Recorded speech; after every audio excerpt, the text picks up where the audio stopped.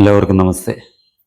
കഴിഞ്ഞ ദിവസം നമ്മൾ പത്രമാധ്യമങ്ങളിലൂടെ ദൃശ്യമാധ്യമങ്ങളിലൂടെ നമ്മൾ കണ്ട ഒരു വാർത്തയാണ് ജമാഅത്തെ ഇസ്ലാമി നേതാക്കൾ നമ്മുടെ മുഖ്യമന്ത്രി വി.ഡി. സതീശനുമായി കൂടിക്കാഴ്ച നടത്തുന്നതും ഒക്കെയായിട്ടുള്ള കാര്യങ്ങൾ.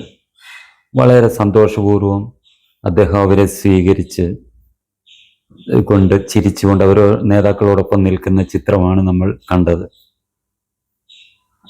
ജമാഅത്തെ ഇസ്ലാമി എന്ന സംഘടന എന്താണെന്ന് മിക്കവാറും ഉള്ളവർക്കെല്ലാം അറിയാം. എങ്കിലും ഞാൻ ചുരുക്കി ഒന്ന് പറയാം. അവർ നമുക്ക് സ്വാതന്ത്ര്യം കിട്ടുന്നതിന് മുമ്പ് തന്നെ രൂപീകരിക്കപ്പെട്ട ഒരു സംഘടനയാണ്. അതായത് നമ്മുടെ ഈ രാജ്യത്തെ ഇസ്ലാമികവൽക്കരിക്കണം, ഇസ്ലാമായിരിക്കണം ഈ രാജ്യത്തിൻ്റെ സംസ്കാരം, മതം എന്നുള്ള രീതിയിൽ പ്രവർത്തനം ആരംഭിച്ച ഒരു പ്രസ്ഥാനമാണ് ജമാഅത്തെ ഇസ്ലാമി. വിഭജനം കഴിഞ്ഞപ്പോൾ ഇതിൻ്റെ 3 ഘടകങ്ങളുണ്ടായി. ആദ്യ 2 ഘടകമായിരുന്നു. ബംഗ്ലാദേശ് പാകിസ്ഥാനിൽ നിന്ന് വേർപെട്ട് വേറെ രാജ്യമായപ്പോൾ 3 ഘടകമായി. അതിൻ്റെ കേരള ഘടകത്തിൻ്റെ ഇന്ത്യൻ സംസ്ഥാനത്തെ, ഭാരത് എന്ന രാജ്യത്തെ കേരള ഘടകത്തിൻ്റെ നേതാക്കളാണ് നമ്മുടെ വി.ഡി. സതീശനെ കണ്ടത്. അവരുടെ ലക്ഷ്യം ഈ രാജ്യത്തെ ഒന്നടങ്കം ഇസ്ലാമികവൽക്കരിക്കണം, ഹിന്ദു മതം ഹിന്ദു സംസ്കാരം അല്ലെങ്കിൽ നിലവിലുള്ള ഭാരതത്തിൻ്റെ സംസ്കാരം ഇല്ലാതാക്കി ഇസ്ലാമിക സംസ്കാരത്തിലേക്ക് മാറ്റിയെടുക്കണം എന്നാണ് അവരുടെ ഉദ്ദേശ ലക്ഷ്യം. മറ്റു മതങ്ങളെ അംഗീകരിക്കുന്നതേയില്ല. അപ്പം തന്നെ അവർ ഈ ഇന്ത്യ രാജ്യത്തിനെതിരായിട്ടും പാകിസ്ഥാൻ എന്നുള്ള ഒരു മനോഭാവത്തിൽ, അതായത് ഭാരതം എന്നുള്ള രാജ്യത്തെ അവർ അംഗീകരിക്കുന്നില്ല. അവരുടെ ദൃശ്യമാധ്യമമായ മീഡിയ വണ്ണിൽ കൂടി അവർ നടത്തിയിരുന്ന സംഭവങ്ങളൊക്കെ നമുക്കറിയാം. കേന്ദ്ര സർക്കാർ അത് നിരോധിക്കുക ചെയ്തു. സുപ്രീം കോടതി പക്ഷേ ഈ രാജ്യവിരുദ്ധ പ്രവർത്തനത്തിന് നേരെ കണ്ണടച്ചുകൊണ്ട് വീണ്ടും അതിന് അനുമതി കൊടുക്കുകയായിരുന്നു. അത് മറ്റൊന്നും ആയിരുന്നില്ല. കാശ്മീരിൽ പട്ടാളക്കാർ അവിടുത്തെ ജനങ്ങളെ കൂട്ടത്തോടെ കൊന്നൊടുക്കി കുഴിച്ചിടുകയായിരുന്നു എന്നൊക്കെ പറഞ്ഞ് ഒരു വ്യാജ വാർത്തകൾ ചെയ്ത്, നിരന്തരം വ്യാജ വാർത്തകൾ. അത് പാകിസ്ഥാൻ ഏറ്റെടുത്ത് ഐക്യരാഷ്ട്രസഭയിൽ വരെ അത് ഉന്നയിച്ച് ആ മീഡിയ വണ്ണിൻ്റെ ആ വാർത്ത ഉയർത്തിക്കാട്ടിക്കൊണ്ട് ഇന്ത്യക്കെതിരെ പ്രവർത്തിച്ചതാണ്. ഇങ്ങനെ നിരവധി ഭാരതത്തിനെതിരായിട്ടുള്ള, ഇപ്പോഴും അവർ രാജ്യവിരുദ്ധ, ഹിന്ദുവിരുദ്ധ, നമ്മുടെ ഭാരത സർക്കാർ വിരുദ്ധ വാർത്തകളുമായിട്ടാണ് അവർ മുന്നോട്ട് പോകുന്നത്. അവരുടെ ഒരു അടുപ്പൂട്ടി ചർച്ച എന്ന് വിശേഷിപ്പിക്കുന്ന ആ ചർച്ചയിൽ തന്നെ നമ്മൾക്ക് എത്രമാത്രം വിഷമാണ് അവർ ചീറ്റിക്കൊണ്ടിരിക്കുന്നതെന്ന്. ഇതിന് നേതൃത്വം നൽകാൻ വേണ്ടി ഇവർ ഹിന്ദു നാമധാരിയായിട്ടുള്ള ഒരു പ്രമോദ്, പേര് ഞാൻ മൊത്തത്തിൽ മറന്നു, മനോരമയെന്ന് വൻ തുക കൊടുത്ത് അയാളെ വിലയ്ക്ക് വാങ്ങി അവിടെ ഇരുത്തി ഹിന്ദുവിരുദ്ധതയും രാജ്യവിരുദ്ധതയുമാണ് സത്യത്തിൽ അയാളെ കൊണ്ട് വിളമ്പിച്ചുകൊണ്ടിരിക്കുന്നത്. അത്രമാത്രം വിഷം ചീറ്റിക്കൊണ്ടിരിക്കുന്ന ഒരു ചാനൽ നടത്തിക്കൊണ്ടിരിക്കുന്ന ഒരു സംഘടന.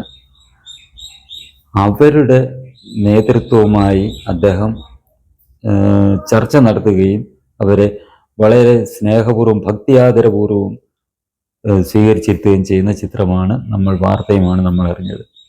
അതിൽ തെറ്റൊന്നും പറയുന്നില്ല. കാരണം അദ്ദേഹം കേരളത്തിൻ്റെ മുഖ്യമന്ത്രിയാണ്. കേരളത്തിലെ എല്ലാത്തരം ആൾക്കാരും ഉണ്ട്. മൗലികവാദികളും ഉണ്ട്, അല്ലാത്തവരുമുണ്ട്. ജയിച്ച് അധികാരമേറ്റു കഴിഞ്ഞാൽ എല്ലാവരുടെയും മുഖ്യമന്ത്രിയാണ്. മതമൗലികവാദികളുടെയും അല്ലാതുള്ളവരുടെ എല്ലാവരുടെയും മുഖ്യമന്ത്രി. അവരെ സ്വീകരിക്കുന്നതിൽ തെറ്റില്ല.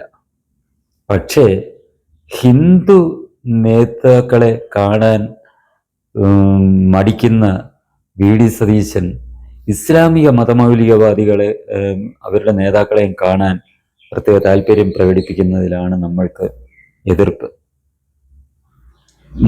മതമൗലികവാദമില്ലാത്ത വിശ്വഹിന്ദു പരിഷത്ത്, ഹിന്ദു ഐക്യവേദി, ക്ഷേത്ര സംരക്ഷണ സമിതി, ഇതേപോലുള്ള സംഘടനകളുടെ നേതാക്കളെ ഇദ്ദേഹം കാണാൻ തയ്യാറായില്ല. അങ്ങോട്ട് ചെന്നാലും ആട്ടി ഓടിക്കും. കാരണം അവര് ഇതേപോലുള്ള ഈ ജമാഅത്തെ ഇസ്ലാമി പോലുള്ള മതമൗലികവാദികളുടെ ആ കടന്നാക്രമണത്തിൽ നിന്ന് ഹിന്ദു സമൂഹത്തിനെ സംരക്ഷിച്ച് നിർത്തുന്ന ഉത്തരവാദിത്വമാണ് ഇവർ ഏറ്റെടുത്തിരിക്കുന്നത്. അതേപോലെ ഈ രാഷ്ട്രത്തിനെ മാതാവായി കണ്ടുകൊണ്ട് എല്ലാ ജനവിഭാഗങ്ങളും ഈ രാഷ്ട്രമാതാവിൻ്റെ ഭാരതമാതാവിൻ്റെ അമ്മയാണെന്ന ചിന്തയിൽ പ്രവർത്തിക്കുന്ന, അത് ഹിന്ദു ആണെങ്കിലും ക്രിസ്ത്യാനി ആണെങ്കിലും മുസൽമാൻ ആണെങ്കിലും ഈ രാജ്യത്ത് ജനിച്ചു വളർന്നവർ ഈ ഭാരതമാതാവിൻ്റെ അമ്മയാണ് എന്ന് ചിന്തിച്ച് പ്രവർത്തിക്കുന്ന RSSന്റെ നേതൃത്വത്തെ പോലും ഇദ്ദേഹം അടുപ്പിക്കാറില്ല. അങ്ങനെയുള്ള ഈ VD സതീശൻ ജമാഅത്തെ ഇസ്ലാമി എന്ന് പറയുന്ന മതമൗലികവാദ സംഘടനയെ ഭാരതമെന്ന നമ്മുടെ മഹത്തായ രാജ്യത്തിനെതിരെ പ്രവർത്തിക്കുന്ന ജമാഅത്തെ ഇസ്ലാമി എന്ന സംഘടനയുടെ ഹിന്ദുവിനെ ഉൾപ്പെടെ മതം മാറ്റി ഇസ്ലാമിക രാജ്യമാക്കി ഈ ഭാരതത്തെ മാറ്റണം എന്നുള്ള ലക്ഷ്യത്തോടുകൂടി പ്രവർത്തിക്കുന്ന ജമാഅത്തെ ഇസ്ലാമിയെ എന്ന സംഘടനയുടെ ബംഗ്ലാദേശിൽ തന്നെ നമ്മൾ ഈ എടുക്കേണ്ട ഇവരുടെ ബംഗ്ലാദേശ് ഘടകം അവിടുത്തെ ഹിന്ദു വംശഹത്യ നടത്തി എത്രമാത്രം ഹിന്ദു സഹോദരങ്ങളെയാണ്, സന്യാസിമാർ ഉൾപ്പെടെയുള്ളവരെയാണ് ഇവര് അതിനിഷ്ഠൂരമായി കൊന്നു തള്ളിയത്.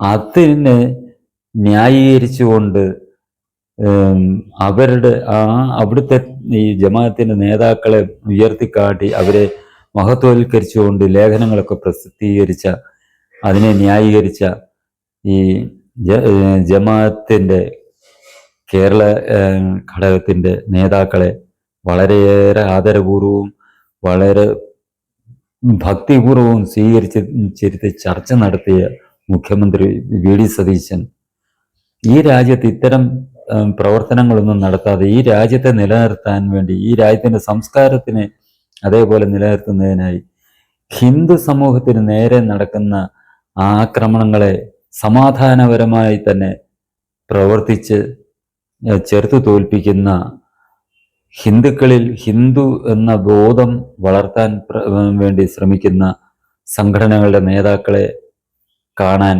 തയ്യാറാകാത്തത് എന്തുകൊണ്ടാണ് എന്ന് നമ്മൾ ചിന്തിച്ചു നോക്കണം. അവരെ വളരെ അവജ്ഞയോടെയാണ് ഈ VD സതീശനും കോൺഗ്രസ് നേതൃത്വവും കാണുന്നത് എന്നുള്ള കാര്യം നമ്മൾ മനസ്സിലാക്കണം. അതിന് ഏറ്റവും നല്ല ഉദാഹരണമാണ് NSS ജനറൽ സെക്രട്ടറി സുകുമാരൻ നായരുടെയും ഈ നമ്മുടെ SNDP യോഗം ജനറൽ സെക്രട്ടറി വെള്ളാപ്പള്ളി നടേശൻ്റെയും നേരെ നടക്കുന്ന ഈ ആക്രമണങ്ങൾ. ജമാഅത്തിന്റെ ഈ നേതാക്കൾ മുഖ്യമന്ത്രി VD സതീശനെ സന്ദർശിച്ചതിനെ ഒരു കക്ഷികളും എതിർത്തിട്ടില്ല. അതായത് മുസ്ലിം ലീഗ് എതിർത്തിട്ടില്ല, കോൺഗ്രസിലെ മുസ്ലിം നേതാക്കൾ എതിർത്തിട്ടില്ല. എന്നാൽ ബിന്ദു കൃഷ്ണ എന്ന് പറയുന്ന നമ്മുടെ സംസ്ഥാനത്തെ ഒരു മന്ത്രി SNDP യോഗം ജനറൽ സെക്രട്ടറി വെള്ളാപ്പള്ളി നടേശനെ സന്ദർശിച്ച് അനുഗ്രഹം വാങ്ങി. ഉടനെ മുസ്ലിം ലീഗ് അതിനെതിരെ രംഗത്ത് വന്നു. കോൺഗ്രസിലെ ചില മുസ്ലിം നേതാക്കളും അതിനെതിരെ രംഗത്ത് വന്നു. ഇതിൽ നിന്ന് നമ്മൾ മനസ്സിലാക്കേണ്ടത് ഈ മുസ്ലിം ലീഗിന്റെ, കോൺഗ്രസിലെ മുസ്ലിം ലീഗും അവർ ഒരിക്കലും ഹിന്ദുക്കളെ അംഗീകരിക്കാൻ തയ്യാറാകുകയില്ല എന്നുള്ളതാണ്. അവർ മതമൗലികവാദം തന്നെയാണ് അവരുടെ ഉള്ളിൽ. അവരേത് രാഷ്ട്രീയ പാർട്ടിയായി നിലനിന്നാലും അതാണ് അവരുടെ ഉള്ളിൽ എന്നുള്ളത് നമ്മൾ മനസ്സിലാക്കുക. അല്ല എന്നുണ്ടെങ്കിൽ മുസ്ലിം ലീഗ് അവർ മതേതരത്വത്തിന്റെ മൂടുപടം എടുത്ത് അണിയുന്നുവെന്ന് മാത്രം, മേലങ്കി എടുത്ത് അണിയുന്നുവെന്ന് മാത്രം. അവരുടെ പേരിൽ തന്നെ ഉണ്ട് അവർ ഏത് മതത്തിനു വേണ്ടിയാണ് നിലകൊള്ളുന്നത് എന്നുള്ള കാര്യം. പിന്നെ അവര് ഹിന്ദു സമൂഹത്തെ പറ്റിക്കാൻ വേണ്ടി ചില ഹിന്ദു നേതാക്കളെ ഇതിനകത്തിലോട്ട് അവർക്ക് പല പല ആനുകൂല്യങ്ങൾ കൊണ്ടാണ് അവര് അതിനകത്തിലോട്ട് ഉൾക്കൊള്ളിക്കും. അതായത് ഒരു ഹരിഗോവിന്ദൻ, സോപാന സംഗീതജ്ഞൻ, പിന്നെ ഒരു NSSന്റെ പത്തനംതിട്ട ജില്ലയിലെ തോന്നുന്നു NSS ഡയറക്ടർ ബോർഡ് അംഗമല്ല, NSSന്റെ താലൂക്ക് കമ്മിറ്റി അംഗം. അയാള് ഹിന്ദു വിരുദ്ധനാണ്. NSSൽ അങ്ങനെ ഒത്തിരി എണ്ണത്തിനെ നമ്മുടെ സുകുമാരൻ നായർ കയറ്റി വെച്ചിട്ടുണ്ട്. പക്കാ കമ്മ്യൂണിസ്റ്റുകാരൻ, മാർക്സിസ്റ്റുകാരൻ, ഹിന്ദു വിരുദ്ധൻ. അയാള് മുസ്ലിം ലീഗിൽ എടുത്തിട്ടുണ്ട്. വേറൊരിടത്ത് ഇതുപോലെ കമ്മ്യൂണിസ്റ്റ് പാർട്ടിയിൽ നിന്ന് മുസ്ലിം ലീഗിലോട്ടൊരു ഹിന്ദു സ്ത്രീ പോയിട്ടുണ്ട്.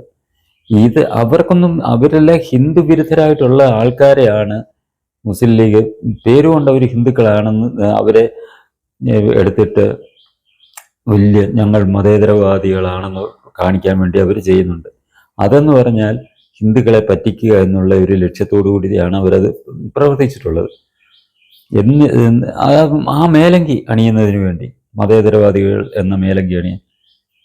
പക്ഷേ അതൊക്കെയാണെങ്കിലും ഇത്രമാത്രം ഇസ്ലാമിക വർഗീയവാദം ജമാഅത്തിനെ പോലെ തന്നെ കൊണ്ടു നടക്കുന്ന ഒരു പ്രസ്ഥാനം തന്നെയാണ് മുസ്ലിം ലീഗ്. അവർക്ക് വി.ഡി. സതീശനെ ഇവർ സന്ദർശിച്ചതും ഭക്തിയാദരപൂർവ്വം സ്വീകരിച്ചതിൽ ഒരു തെറ്റുമില്ല. കാരണം അവർ ഭാരതത്തെ മൊത്തം ഇസ്ലാമികവൽക്കരിക്കണം എന്ന് പറഞ്ഞ് നടക്കുന്ന ഒരു പ്രസ്ഥാനം. മുസ്ലിം ലീഗിൻ്റെ ഉള്ളിലെ ആഗ്രഹം അത് തന്നെ. നമുക്കറിയാം മുസ്ലിം ലീഗ് എന്ന് പറയുന്ന എന്തിൻ്റെ ഘടകമാണെന്ന്. ഇന്ത്യ വിഭജനത്തിന് കൂട്ടുനിന്ന് ഇന്ത്യ വിഭജനം നടത്തി മാറ്റിക്കൊണ്ടുപോയ ഒരു പ്രസ്ഥാനത്തിൻ്റെ അതിൻ്റെ തുടക്കം തന്നെ ഈ പേരിലായിരുന്നു മുസ്ലിം ലീഗ്. സ്വാതന്ത്ര്യം കിട്ടിയപ്പോൾ അന്ന് കേരളത്തിൽ ഈ മുസ്ലിം ലീഗ് എന്ന് പറയുന്നത് അവർ പറഞ്ഞ എന്താ, 10 അണയ്ക്ക് കത്തി വാങ്ങി കുത്തി വാങ്ങും പാകിസ്ഥാൻ എന്ന് പറഞ്ഞ മലയാളത്തെ മുദ്രാവാക്യം വിളിച്ചുകൊണ്ട് നടന്നവരാണ്. പാകിസ്ഥാൻ രൂപീകരിച്ച് പോയി. പക്ഷേ ഈ മുദ്രാവാക്യം വിളിച്ചവർ അവര് കേരളത്തിൽ തന്നെ തുടർന്നു. കുറെ നാൾ കഴിഞ്ഞപ്പം അവരെല്ലാം കൂടെ ചേർന്ന് ഇന്ത്യൻ യൂണിയൻ മുസ്ലിം ലീഗ് എന്നും പറഞ്ഞ് പുതിയ പാർട്ടി ഉണ്ടാക്കി. അതും അന്നേരം അവർ പറയുന്നത് എന്താ പറയുക, ഞങ്ങൾ ആ മുസ്ലിം ലീഗിൻ്റെ ഭാഗമല്ല, ഞങ്ങൾ മുസ്ലിം ലീഗ് പിന്നീട് ഞങ്ങൾ പുതിയ ഉണ്ടാക്കിയാണ്. സാങ്കേതികമായിട്ട് അത് ശരിയാണെങ്കിലും അന്ന് ഈ കത്തി വാങ്ങി കുത്തി വാങ്ങും പാകിസ്ഥാൻ എന്ന് പറഞ്ഞവർ എന്തുകൊണ്ട് പാകിസ്ഥാനിൽ പോകാതെ ഇവിടെ കിടന്നു? അങ്ങനെ പറഞ്ഞവരുടെ പിന്മുറക്കാർ തന്നെയാണ് ഇപ്പോഴും ഇതിനകത്തിലുള്ളത്. അങ്ങനെയുള്ളവർക്ക് ഒരിക്കലും ഭാരതത്തോട് സ്നേഹം തോന്നുകയില്ല എന്നുള്ളത് നമുക്കറിയാം. പിന്നെ നമ്മുടെ രാജ്യത്ത് ജനങ്ങളെ തെറ്റിദ്ധരിപ്പിക്കുന്നതിന് വേണ്ടി അവർ മതേതരത്വത്തിൻ്റെ മേലങ്കി അണിയുന്നു എന്നുള്ളതാണ് നമ്മൾ ചിന്തിക്കേണ്ടത്. അല്ലായിരുന്നു എങ്കിൽ തീർച്ചയായിട്ടും ഈ മുസ്ലിം ലീഗ് നേതൃത്വം ജമാഅത്തെ ഇസ്ലാമി നേതാക്കളെ വി.ഡി. സതീശൻ കണ്ടതിനെയും വിമർശിക്കുമായിരുന്നു. കാരണം അവര് വെള്ളാപ്പള്ളി നടേശനെ മന്ത്രി ബിന്ദുകൃഷ്ണ കണ്ടതിൽ വിമർശിച്ചവരായതുകൊണ്ടാണ് ഞാൻ പറയുന്നത്. അങ്ങനത്തെ ഒരു സാഹചര്യമാണ് നമ്മുടെ രാജ്യത്ത് നിലനിൽക്കുന്ന കോൺഗ്രസ്സുകാർ സ്വീകരിക്കുന്ന നിലപാടും. ഇങ്ങേര് നമ്മുടെ മുഖ്യമന്ത്രി വി.ഡി. സതീശൻ അത് ഭേദഭാവമൊന്നുമില്ലാതെ എല്ലാവരെയും ഒരേപോലെ കാണാനാണ് ശ്രമിക്കേണ്ടത്. ഇതേപോലുള്ള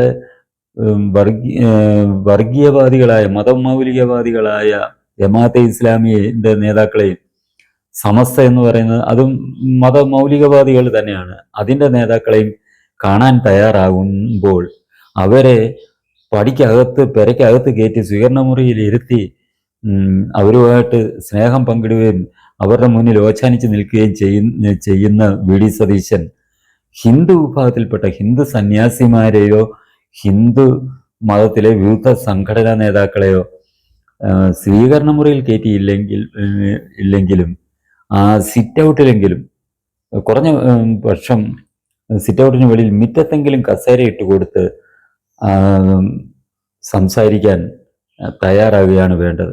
അത് ചെയ്യാതെ ഇത്തരം ഇസ്ലാമിക മതമൗലികവാദികളെ നെഞ്ചോട് ചേർത്ത് നിർത്തുകയും ഹിന്ദു നേതാക്കളെ, ഹിന്ദു സമൂഹത്തിൻ്റെ ഉന്നതിക്കായി പ്രവർത്തിക്കുന്നവരെ പടിക്ക് പുറത്തു നിർത്തുകയും ചെയ്യുന്നത് ഒരിക്കലും അതൊരു മതേതരത്വവുമല്ല, അത് എന്താണ് പറയുന്നത്, നിഷ്പക്ഷമായിട്ടുള്ള ഒരു ഭരണവുമല്ല എന്നുള്ളതാണ് വി.ഡി. സതീശനും കോൺഗ്രസും മനസ്സിലാക്കേണ്ടത്. ഇതെല്ലാം കേരളത്തിലെ ജനങ്ങൾ കണ്ടുകൊണ്ടിരിക്കുന്നതാണ്. അതാണ് ഈ കാലഘട്ടത്തിൽ നമ്മുടെ ഹിന്ദു സമൂഹം നോക്കിക്കണ്ടുകൊണ്ടിരിക്കുന്നത്, സസൂക്ഷ്മം നിരീക്ഷിച്ചുകൊണ്ടിരിക്കുന്നത് എന്നുള്ള കാര്യം കോൺഗ്രസ് നേതാക്കൾ മറക്കാതിരിക്കുക. ഈ ചാനൽ നിങ്ങൾക്കിഷ്ടമായെങ്കിലും പുതിയ വീഡിയോകൾ ലഭിക്കുന്നതിനും ചാനൽ സബ്സ്ക്രൈബ് ചെയ്യുക. തുടർന്ന് വരുന്ന ബെൽ ബട്ടണുകളിലും അമർത്തുക.